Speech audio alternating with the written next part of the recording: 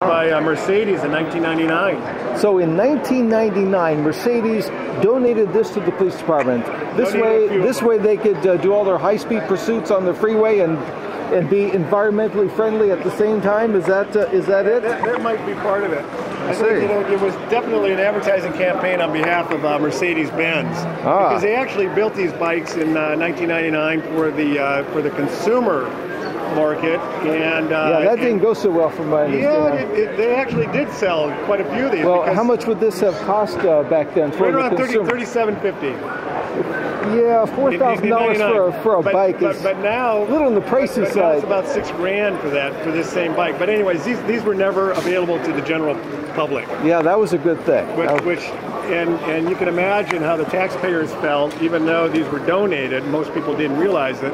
So the police departments, what they would do is that they would disguise the bikes. They would just cover up the Mercedes-Benz logos. They would. Oh, I bet Mercedes appreciated that. Right, So they donate it for the purpose of the PR, and then exactly. the PR story when it comes out is that the police are ashamed of Mercedes-Benz. Well, I don't know about being ashamed. Well, they covered it up. It's sort of like, let's suppose it said, "I support." Excuse me, how much is it? I'm asking 22 on that. You can buy it for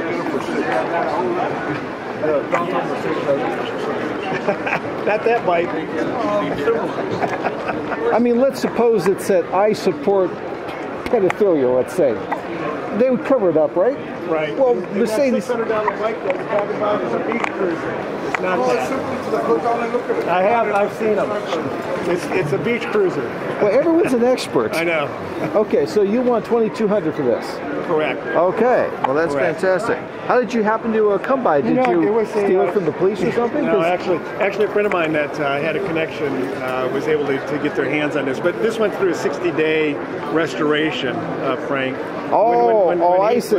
When he got it, he had everything completely taken apart, rebuilt. AMP Research down in Costa Mesa who built the bike to begin with. It's the only place that you can have these calipers rebuilt. It was sent there to have the calipers redone. Again, the frame itself was sent out for powder coating, and so I mean it's as good as as new. I see. So this thing did see a lot of miles on it. Well, not miles as much as the fact that there's probably some scratches left in the rain, probably. Well, one thing that the police department was doing at that time too were sting operations. So, Frank, what they would do is that they would, like I said, they would take off, for instance, like the police decal and just keep Mercedes-Benz on it. But when somebody heisted one of these things, it wasn't a misdemeanor; it was a felony because of the price. I see. Yeah. Now I see this. Now this is to put a passenger on the back. No, and actually, what you can do, that's strong enough where they can handcuff somebody to the back of that, or they could use it, for.